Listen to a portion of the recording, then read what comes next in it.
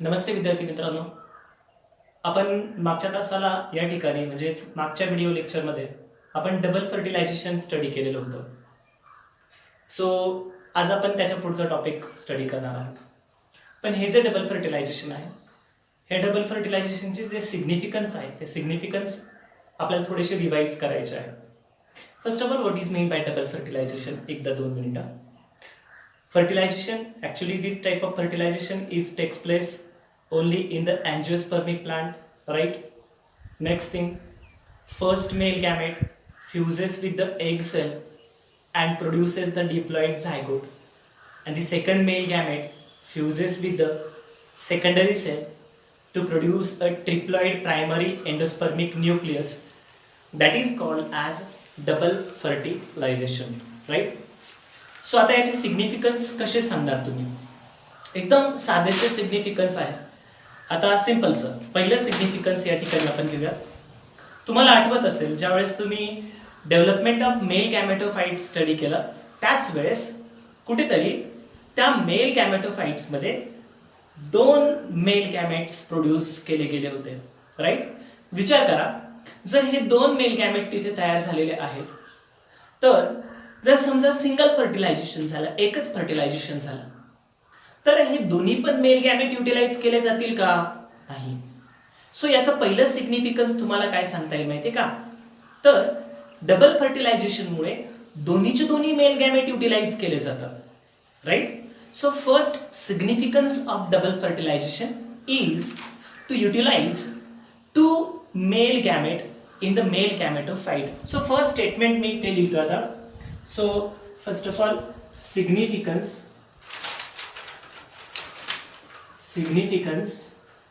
of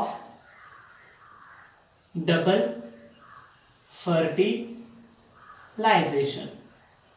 So what is the significance of double fertilization? First significance of double fertilization is it utilizes 2 male gamete present in a male gametophyte. Means it utilizes 2 male gametes in कशामध्ये रे? Male gametophyte. Present in male gametophyte लिहूयात आपण. Present in male gametophyte. Okay, so second significance, it produces diploid zygote. First fertilization or syngamy produces diploid zygote. Okay ना? म्हणजे पहिल्या fertilisation मध्ये जो zygote तयार होतो तो कसा असतो? डिप्लॉइड असतो. म्हणजे इथे दुसरे हे significance, it produces the diploid zygote. आणि आता तिसरा सिग्निफिकन्स, ट्रिपल फ्युजन. काय रे? ह्या ट्रिपल फ्युजन मुळे काय तयार होतं? Triple fusion produces the triploid primary endospermic nucleus. Produces or gives triploid primary endospermic nucleus, which then develops into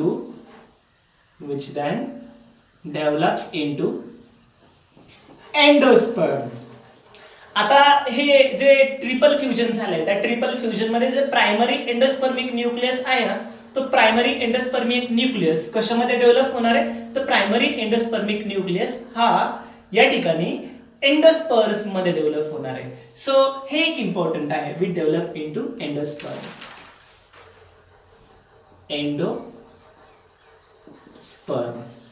okay, that is about the significance of double fertilisation.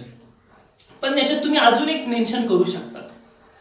This endosperm gives the nourishment or it provide nutrients to the developing embryo. ह्या एंडोस्पर्मची गरज काय? तुम्ही सांगू शकतात की sir इथे diploid zygote तयार झालाय, मान्य. मग डिप्लॉइड झायगोट पासून काय तयार होईल? Diploid zygote develops into the embryo, right? म्हणजे डिप्लॉइड झायगोटचे डेव्हलपमेंट कशामध्ये होणार आहे? एम्ब्रिओ मध्ये डेव्हलप होणार आहे. मग एंडोस्पर्मचं काम काय आहे? So the endosperm is nothing but the nutrient tissue. कोणता tissue? Nutrient tissue that provide the nourishment to the that particular embryo, developing embryo. Okay na? So endosperm provide nutrients कशासाठी? For developing embryo. Okay, he important thing आहे. Okay, हे झालं double fertilisation आणि double फर्टिलायझेशनचे significance. विद्यार्थी मित्रांनो, या ठिकाणी double फर्टिलायझेशनचे significance important आहे, तेवढे व्यवस्थित करा. आता हे जे डबल फर्टिलायझेशन आहे, या डबल फर्टिलायझेशन नंतर आपण पुढचा टॉपिक स्टडी करणार आहोत आणि तो टॉपिक म्हणजेच पोस्ट फर्टिलायझेशन चेंजेस. कोणता टॉपिक आज आपण या ठिकाणी स्टार्ट करतोय? Post fertilization changes. आता पोस्ट फर्टिलायझेशन चेंजेस म्हणजेच काय? पोस्ट फर्टिलायझेशन चेंजेस म्हणजेच फर्टिलायझेशन झाल्यानंतर जे काही चेंजेस घडतात त्या चेंजेसला तुम्ही पोस्ट फर्टिलायझेशन चेंजेस असं म्हणू शकता. म्हणजे इथे फर्टिलायझेशन मध्ये झायगोट आणि एम्ब्रिओ एंडोस्पर्म तयार झालेला आहे. मग पोस्ट फर्टिलायझेशन चेंजेस मध्ये काय येणार आहे? तर पोस्ट फर्टिलायझेशन चेंजेस मध्ये झायगोटची डेव्हलपमेंट एम्ब्रिओ मध्ये कशी होते किंवा मग या ठिकाणी प्रायमरी एंडोस्पर्मिक न्यूक्लियसची डेव्हलपमेंट एंडोस्पर्म मध्ये कशी होते ते आपल्याला स्टडी करायचं. So here in post fertilization changes, in post fertilization changes, we are going to study two different things. First thing is nothing but the development of embryo. Development of endosperm. Development of endosperm. And the second one is nothing but the development of embryo. That is development of embryo. So आता या ठिकाणी तुमच्या समोर post fertilisation चेंजेसचे दोन point आहेत, development of endosperm आणि development of embryo. बहुतेक वेळा आपण डेव्हलपमेंट ऑफ एंडोस्पर्म सुरुवातीलाच स्टडी करतो. Why? Because endosperm provides the new nourishment to the embryo. So it means endosperm develop earlier than the embryo. एम्ब्रियोच्या आधी या ठिकाणी काय डेव्हलप होणार आहे? एंडोस्पर्म डेव्हलप होणार आहे आणि मग त्यानंतर काय डेव्हलप होणार आहे? तर एम्ब्रियो डेव्हलप होणार आहे. So here today we are going to discuss about just the development of endosperm. आपण एंडोस्पर्मची डेव्हलपमेंट फक्त स्टडी करूयात. Okay, mean by endosperm, actually endosperm is the nutritive tissue that is useful for the developing embryo and the seedling. म्हणजे simply तुम्ही काय mention करू शकतात? what is mean by endosperm? it is nutritive tissue that provide, काय provide करणार? that provide nutrition for developing embryo. So developing embryo साठी nutrition provide करण्याचं काम या एंडोस्पर्मचं असणार आहे. मी एक काम करतो, आपल्याला काय करायचंय, डबल फर्टिलायझेशन झाल्यानंतरची कंडिशन्स कशी असेल ते आपण एकदा फक्त डायग्रामॅटिकली बघूया. सपोज इथे डबल फर्टिलायझेशन झालेलं आहे.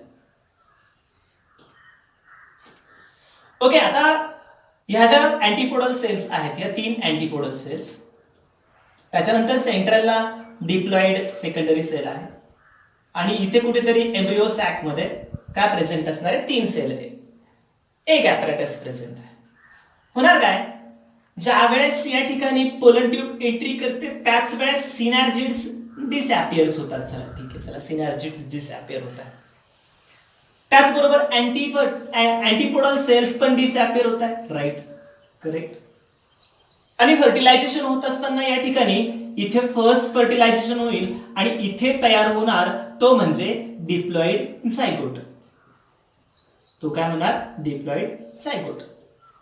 आणि इथे कुठेतरी सेकंड फर्टिलायझेशन होणार आणि इथे एक सेल फॉर्म होते आणि ती ट्रिप्लॉइड असणार आहे आणि त्या सेलला आपण काय म्हणूयात? प्रायमरी. काय? Primary endospermic nucleus. Primary endospermic nucleus. So आता डेव्हलपमेंट बघतोय म्हणजे आता आपण कुणाचे डेव्हलपमेंट बघतोय? प्रायमरी एंडोस्पर्मिक न्यूक्लियसचे डेव्हलपमेंट बघतोय. Okay. So the development of primary endospermic nucleus into the endosperm takes place by the three way. According to that development, there are three type of endosperm. ह्या endosperm ची development तीन प्रकारे होते म्हणजे वेगवेगळ्या plants मध्ये. So एक type आहे, त्या टाइपच्या एंडोस्पर्मला आपण म्हणूयात nuclear endosperm. So first type is nothing but the nuclear endosperm.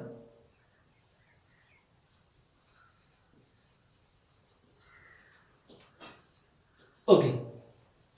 Now second type of endosperm is nothing but the cellular endosperm. Cellular endosperm. And the third type of endosperm is nothing but the halobial endosperm. So let us write here.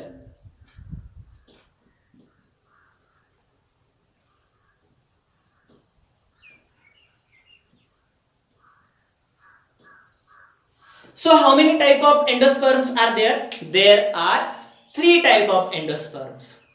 First nuclear endosperm, second cellular endosperm and third one is the halobial endosperm. फक्त एवढ्या एंडोस्पर्मची development आपण study करतोय. पहिलं nuclear endosperm. आता nuclear endosperm मध्ये काय होतं? Initially suppose this is the primary endospermic nucleus. Primary endospermic nucleus. So here in primary endospermic, in nuclear endosperm, primary endospermic nucleus divides by nuclear mitotic division. कोणत्या? Nuclear mitotic division. ही term आता तुम्हाला माहित आहे. Nuclear mitotic division. आता nuclear mitotic divisions म्हणजेच काय? Only nucleus is going to divide. फक्त न्यूक्लियस डिवाइड होणार. So here after many nuclear mitotic division there is the formation of many nucleus. खूप सारे न्यूक्लियस या ठिकाणी काय होणार आहे? फॉर्म होणार आहे. Many nucleus are form within the single cell. एकाच सेल मध्ये खूप सारे न्यूक्लियस काय होतील? फॉर्म होतील. Okay, so it is a multi-nucleated stage. Nuclear endosperm मध्ये इथे सुरुवातीला मल्टी न्यूक्लिएटेड स्टेज फॉर्म होते. पण होतं काय माहितीये का विद्यार्थी मित्रांनो?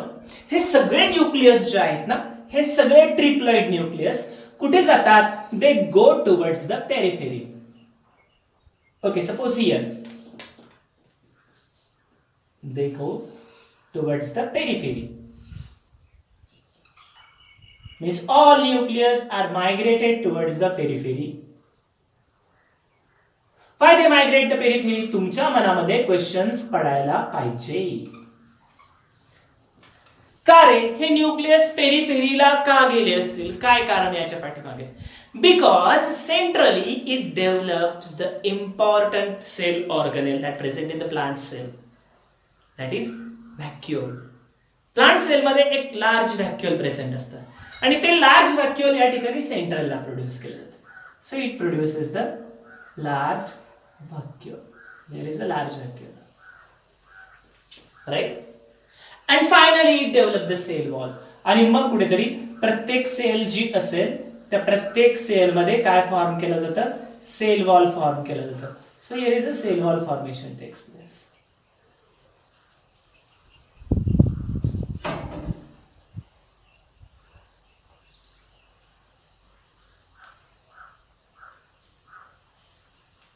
So now it become the multicellular structure. आता हे कोणतं स्ट्रक्चर तयार झालं? Multicellular. Now the endosperm is ready. आता तुम्ही इथे जर बघितलं ना, याची साईज इन्क्रीज होते. Now this endosperm covers the entire embryo sac. ही सिंगल एंडोस्पर्म, सिंगल सेल जी आहे ती इतकी लार्ज होती की ती पूर्ण सेल कशाला कव्हर करते? एंटायर एम्ब्रियो सॅकला कव्हर करते. म्हणजे जर हे स्ट्रक्चर तुम्ही न्यूक्लिअर एंडोस्पर्मच्या डेव्हलपमेंट नंतर बघितलं, म्हणजे कोणत्या, फक्त न्यूक्लिअर नाही, कोणत्या एंडोस्पर्मच्या स्ट्रक्चरच्या नंतर बघितलं, ते कसं असणार आहे? या पद्धतीने. समजा ही एम्ब्रियो सॅक, हे एम्ब्रियो सॅक, आणि याच्या बेसला झायगोट सेल असणार आहे. बेसला झायगोट होणार. म्हणजे आधी काय डेव्हलप होणार आहे? एंडोस्पर्म डेव्हलप होणार आहे, आणि नंतर मग पुढे कशाचे डेव्हलपमेंट होते? एम्ब्रियोचे डेव्हलपमेंट होते. ओके, हा पुढचा थोडासा मुद्दा आहे, तुमच्या लक्षात यावं, म्हणजे तुम्हाला एक क्लिअर पिक्चर तुमच्या समोर दिसावं, यासाठी मी फक्त ही डायग्राम इथे ड्रॉ केलेली आहे. परत आपण मूळ टॉपिक कडे येऊयात. आपण एंडोस्पर्मचे किती टाईप बघितले? 3 टाईप. त्यातला पहिला टाईप कोणता आहे? Nuclear endosperm. तर न्यूक्लिअर एंडोस्पर्मच्या बाबतीत थोडक्यात मी काय सांगतोय तेवढं फक्त लक्षात घ्या. Here in this type of endosperm, primary endospermic nucleus divide by nuclear mitotic division to form the multinucleated structure.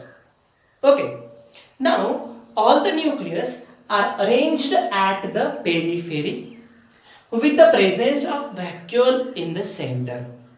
Okay, after the peripheral arrangement there is the formation of cell wall around each nucleus to become the multicellular structure. Okay, such a development is the nuclear endosperm. अशा टाइपला आपण nuclear endosperm असं म्हणूयात. Okay, आता हे जे nuclear endosperm आहे, maximum time जेवढे पण पॉलीपेटॅलस आहे, कोणते? पॉलीपेटॅलस फ्लावर्स मध्ये शक्यतो न्यूक्लिअर एंडोस्पर्म प्रेझेंट असतं. ओके, ठीक आहे, हे न्यूक्लिअर एंडोस्पर्म. सो आता next, what is cellular endosperm? आता सेल्युलर एंडोस्पर्म कसं? सेल्युलर एंडोस्पर्म मध्ये नेमकं काय होतं? मी या ठिकाणी, ओके ठीक आहे, इथेच मी मेन्शन करतो. सुरुवात आपल्याला परत प्रायमरी एंडोस्पर्मिक न्यूक्लियस पासून करायची. Primary endospermic nucleus, PEN. So in cellular endosperm, primary endospermic nucleus divide by a normal mitotic divisions. Mitotic division. Normal mitotic म्हणजे इथे न्यूक्लिअर मायटोटिक डिव्हिजन होते, इथे नॉर्मल मायटोटिक डिव्हिजन होणार. म्हणजे आता एका सेलच्या 2 सेल, 2च्या 4, 4च्या 8, 8च्या 16, 16च्या 32, 64 अशा मल्टिप्लाय होत जाणार, आणि मग डायरेक्टली कोणतं स्ट्रक्चर तयार होणार? Multicellular structure. म्हणजे इथे आधी मल्टी न्यूक्लिएटेड स्ट्रक्चर तयार होतं, तसं इथे कोणतं स्ट्रक्चर तयार होतं? मल्टी सेल्युलर स्ट्रक्चर तयार होणार. सो इथे suppose directly multicellular structure form होईल.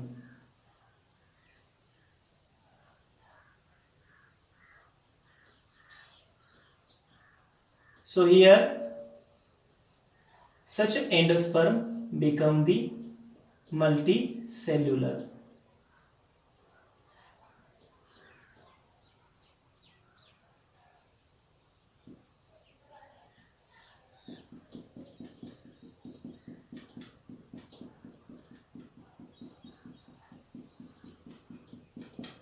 Okay, so that is about the cellular endosperm. आता थोडक्यात रिवाइज करूया. काय? In cellular type of endosperm, primary endospermic nucleus divides by normal mitotic division to form a multicellular structure. म्हणजे diagrammatically तुम्हाला जर CET ला diagrams पण तुम्हाला तुमच्या समोर दिल्या जातात. आयडेंटिफाय सेल्युलर एंडोस्पर्म और आयडेंटिफाय न्यूक्लिअर एंडोस्पर्म, या टाइपची जर डायग्राम असेल, या पद्धतीची जर डायग्राम असेल, तर त्याला तुम्ही काय म्हणणार आहे? याला न्यूक्लिअर एंडोस्पर्म तुम्ही म्हणणार आहे.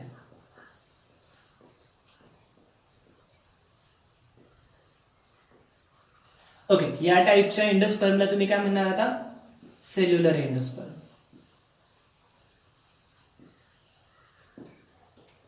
नाव लास्ट, एक मिनिट हा, न्यूक्लिअर एंडोस्पर्म कोणत्या प्लांट मध्ये जास्त असतात माहिती आहे? आत्ता जस्ट मी सांगितलं कोणता, तर polypetalous plant. We can normally observe the nuclear endosperm in polypetalous plant, while we can observe this particular cellular endosperm into the gamopetalous plant. Normally gamopetalous plant मध्ये तुम्हाला cellular endosperm बघायला मिळेल. So आता third endosperm, that is the halobial endosperm. Halobial endosperm is intermediate to the cellular endosperm and nuclear endosperm. या दोघांच्याही मध्ये असणारा endosperm असणार आहे. आता म्हणजे याच्यात नेमकं काय होतं, आता हॅलोबियल एंडोस्पर्म मध्ये काय होणार बघा. In helobial endosperm this primary endospermic nucleus, primary endospermic nucleus divides by mitotic division. So first division is the mitotic division to form the two cell structure. म्हणजे होणार काय, सुरुवातीला इथे मायटोटिक डिव्हिजन्स होणार आणि टू सेल स्ट्रक्चर फॉर्म होईल. Now this two cell structure divides by nuclear mitotic division, nuclear mitotic division, and it forms two-celled multinucleated structure. Means there are two chambers are there. Suppose हे दोन chambers असतील, okay, अपर आणि lower chamber, आणि प्रत्येक chamber मध्ये काय same या पद्धतीने डिव्हिजन्स होणार. So nucleus only divides, arranged at the periphery, at the center vacuole is there. And now finally this nucleus are covered with the cell wall, so it forms the multicellular structure.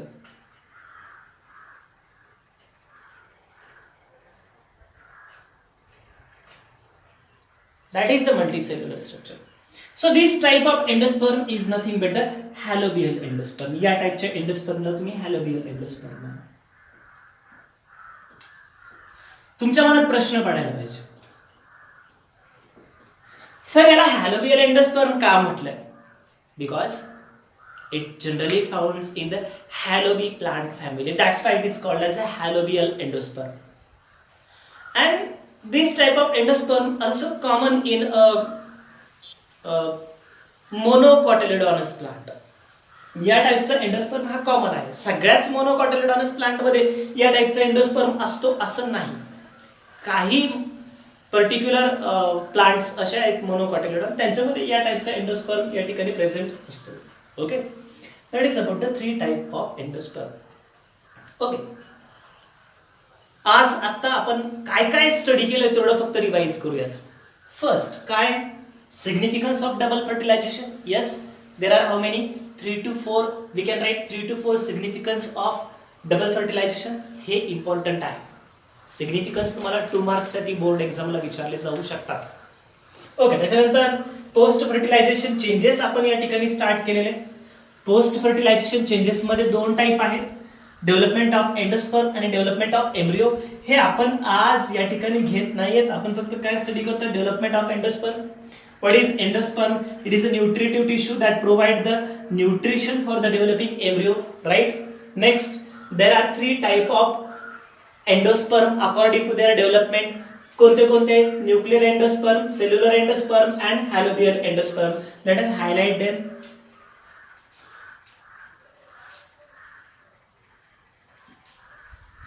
So, what is nuclear endosperm?